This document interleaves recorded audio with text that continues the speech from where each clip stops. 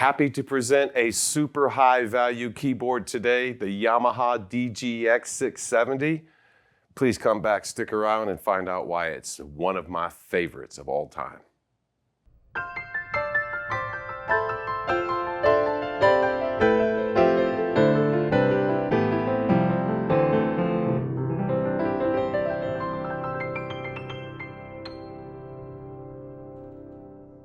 Ted Barcelou here with Alamo Piano Galleries. If you haven't already, please shop us online at alamopianogalleries.com.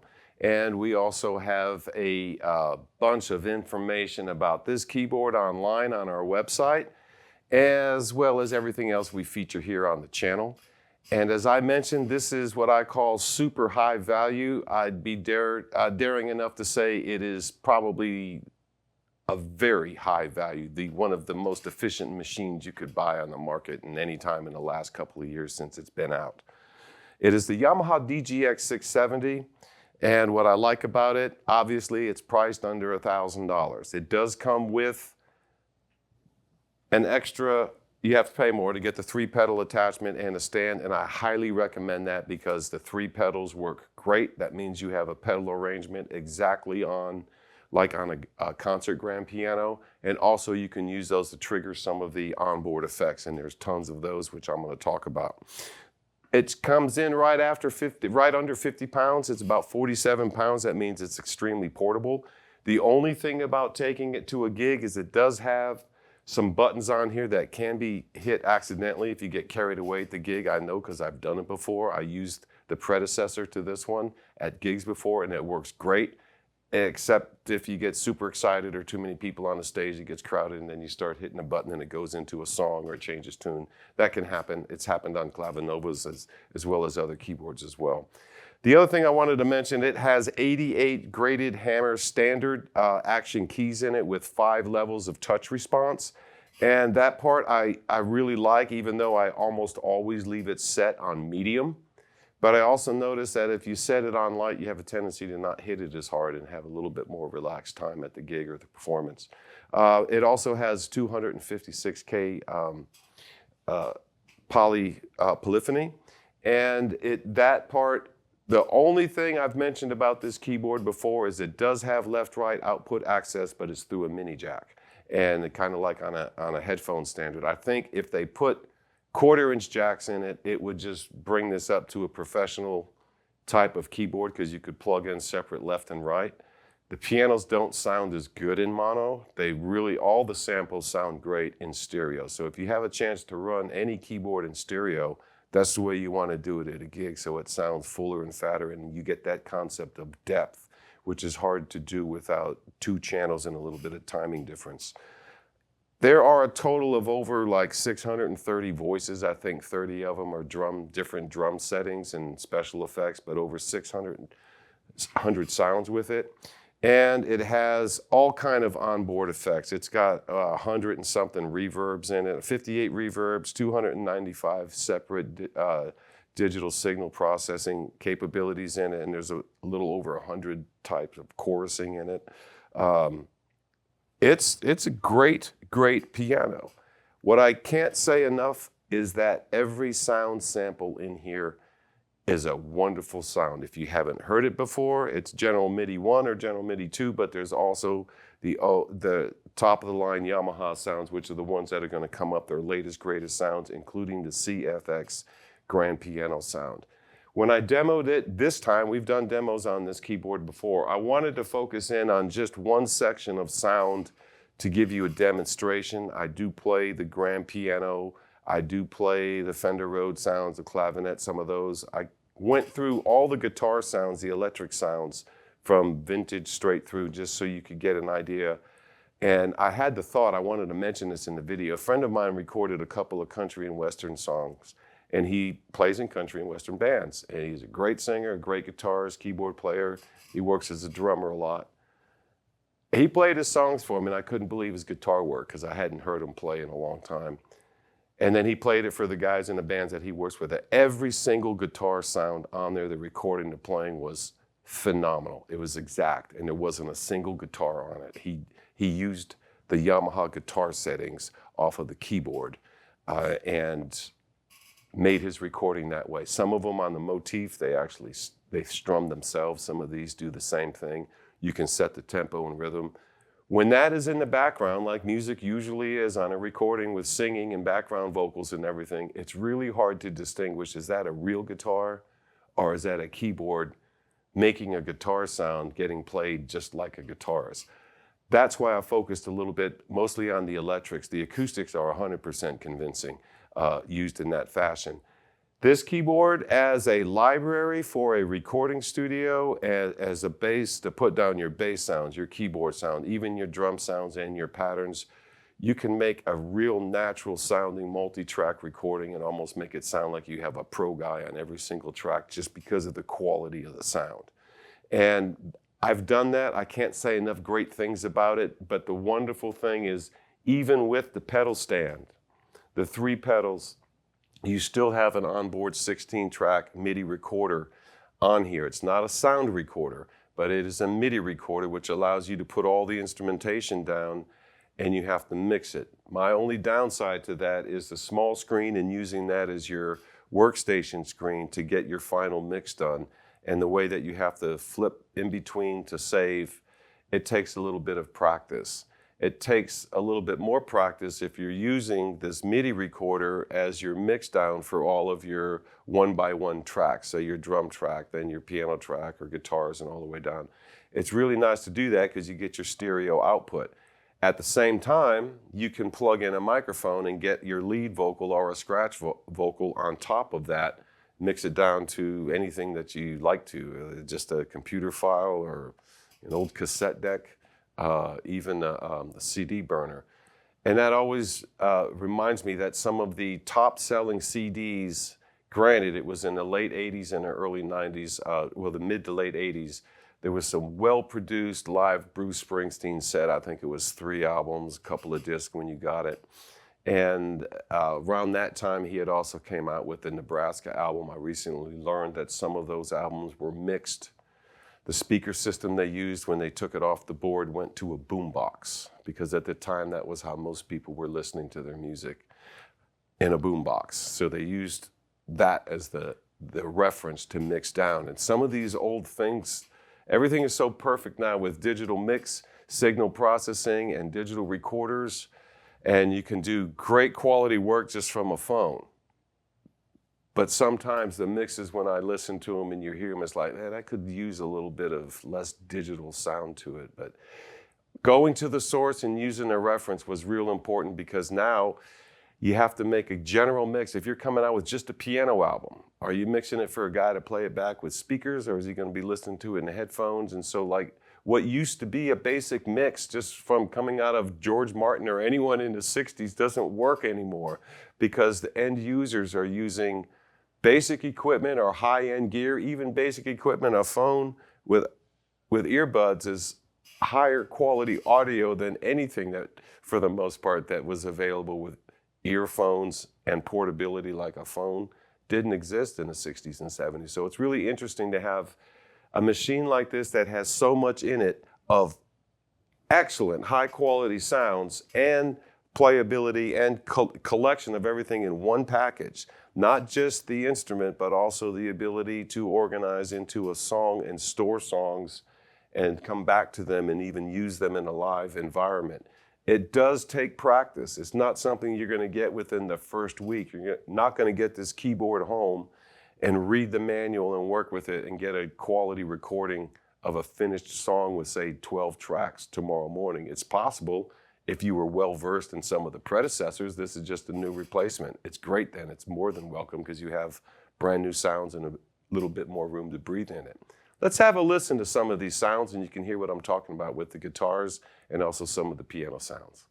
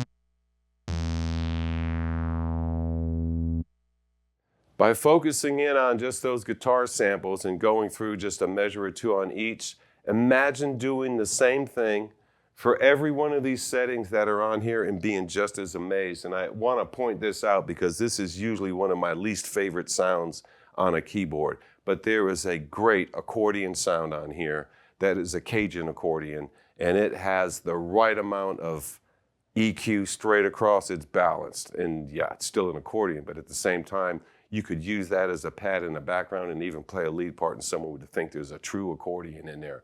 All of the sounds, the strings, the horns, the woodwinds, and even the percussion sounds, they're incredible sounds. If you don't like the way they're EQ'd, or you don't like the reverb or the effects, the processing that's on it, you can turn all that signal processing off and just listen to the raw sample or the sound as it is. Sometimes you can work with those and it sounds a lot more original than just pulling up a preset and using it. And I know that a lot of aficionados for playing and recording and listening to music, they don't like using presets, well, because everyone does that. But when you go out in public to play a song, you're going to be using those exact presets because that's what everyone's used to hearing. That's what they use to make the song. And so a lot of times it's nice to have all those sounds plus like some of the more expansive experimental sounds built in right alongside next to it. And that's kind of where this DGX-670 is right now. When they first came out with the early versions of this level of piano, it had all the basic things, basic piano, basic electric pianos, whether it was Rhodes, Whirlies, clavinets, CP70s, the Yamaha electric grand, all those things were built in there. And then now you're getting competitor sounds are built in there. They don't tell you this is the sound of this product or that product, but you can tell by playing it. Whereas when they first came out, you still had to buy a different brand to get that kind of sound. Now everyone's got kind of everyone else's sound, and it's how do you collect it and make it usable. And this one here, for the price and the multiple ways in which end users can use this. This is a phenomenal first keyboard for a beginner. It's a phenomenal keyboard for someone who's professional, that's going off and needs a keyboard just to use for a small portion of time, a couple of months over here, come back. You can do great production on it. You can also expand it and use it as your main sound source for a higher quality studio. No one would ever know that that's a less than $1,000 machine and they're providing every single sound on a high-end studio quality recording. No matter how many instruments you throw on it, it's great keyboard with great sounds. I can't say enough wonderful things about it, particularly because it's a proven product and it has a proven low price, and it's really hard for competitors to compete with this. No matter what they're putting out, this to me is one of the highest functional keyboards for non-keyboard players. I know a lot of bass players and drummers that go out and buy these because they have the full gamut of all sounds that are pretty much available off any recording, with the exception of personalized sampling. I have a hard time saying you can get something better, but you're going to have to spend more money. That's just what this keyboard comes down to. I can't say enough great things about it. It's a great seller wherever you go.